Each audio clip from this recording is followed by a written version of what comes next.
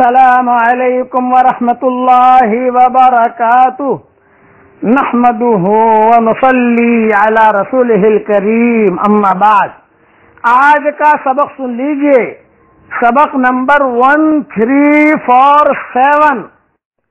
جو کلمات میں پڑھوا رہا ہوں وہ کلمات اپنا کوئی مریض ہو، کینسر کی بیماری میں ہو، مرنے کے قریب ہو، اس کو ضرور پڑھوا لیجئے جا کر ایک مرتبہ۔ حدیث شریف میں آتا ہے کہ جو شخص بیماری میں یہ کلمات ایک مرتبہ خالی پڑھ لے تو جہنم کی آگ اس پر حرام ہو جاتی ہے۔ تو بعض مرتبہ رشتہ دار ہوتے ہیں، بیچارے بیمار ہوتے ہیں تو ان کو ایک مرتبہ پڑھا لو آپ تو جہنم کی آگ حرام ہو جائے گی۔ اچھا، اس کا مطلب یہ نہیں ہے کہ خالی بیماروں کے لیے کلمہ ہے، نہیں، صحت کی حالت میں پڑھو پھر بھی فضیلت ہے یہ، کہ اصل میں تو بیمار آدمی کے لیے حضور صلی اللہ علیہ وسلم نے فرمایا ہے، لیکن صحت کی حالت میں پڑھے تو اس کی تو بہت بڑی فضیلت ہے۔ چونکہ یہ حدیث بہت لمبی ہے اس لیے میں اسے بیان نہیں کرتا، کسی اور وقت بیان کروں گا صحت مند کے لیے کیا فضیلت ہے۔ اب تو بیمار کے لیے کوئی بھی بیمار ہو عیادت بھی کر لو اس کی، اور اتنا جملہ بھی پڑھوا لو۔ پڑھو، آپ بھی میرے ساتھ پڑھیے، جو جملے میں پڑھ رہا ہوں وہی پڑھیے، امیجز بنانے والے وہی جملے بنائیں، وہی جملے لکھیں۔ لا الہ الا اللہ واللہ اکبر، لا الہ الا اللہ وحدہ، لا الہ الا اللہ وحدہ لا شریک لہ، لا الہ الا اللہ لہ الملک ولہ الحمد، لا الہ الا اللہ ولا حول ولا قوة الا باللہ۔ حضرت محمد صلی اللہ علیہ وسلم فرماتے ہیں کہ جو شخص بیماری میں ان مذکورات کلمات کو جو میں نے پڑھائے آپ کو وہ پڑھ لے اور پھر مر جائے تو جہنم کی آگ اسے چکھے گی بھی نہیں۔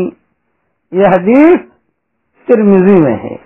کتنی بڑی فضیلت ہے، صحت مند کے لیے کیا فضیلت ہے، وہ تو اس سے بھی بہت اونچی فضیلت ہے صحت مند کے لیے، وہ کسی وقت اور بیان کروں گا۔ یہ حدیث کا ٹکڑا ہے، میں نے خالی ایک حدیث کا ٹکڑا لے لیا ہے، باقی حدیث چھوڑ دی ہے، وہ حدیث بہت لمبی ہے، کبھی انشاءاللہ جب موڈ بنے گا تو وہ بھی بتا دوں گا۔ ابھی اتنا تو آپ یاد کر لیجئے۔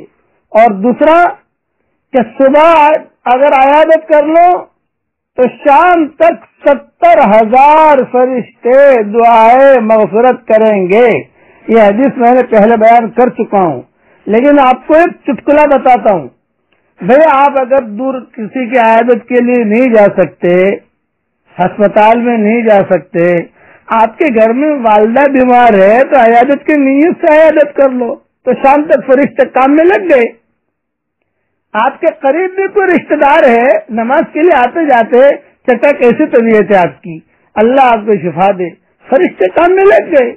یعنی یہ معمولی کام ہے، نیکی کتنی زیادہ ہے۔ آپ کے گھر میں آپ کی بچی بیمار ہے، کسی کو بخار آتا ہے تو عیادت کی نیت سے آپ جو ہے اس کے پاس آ گئے کہ میں عیادت کر لوں، بیٹا کیسی طبیعت تمہاری، اللہ تعالیٰ تمہیں شفا دے، لا باس طہور انشاءاللہ، اللہ تعالیٰ شفا دے آپ کو، تو یہ بھی ایک قسم کی عیادت ہی ہو جائے گی۔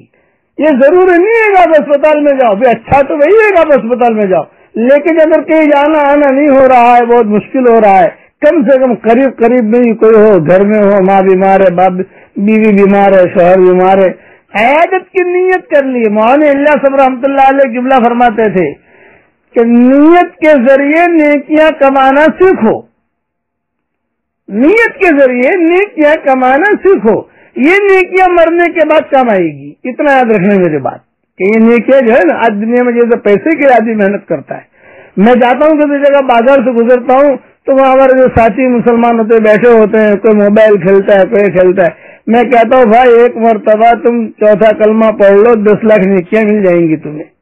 تم 10 لاکھ روپیہ جو ہے سالوں میں بھی کما سکتے ہو تم. اللہ نے کتنا آسان کیا ہے. اور یہ مرنے کے بعد کام لگے گا.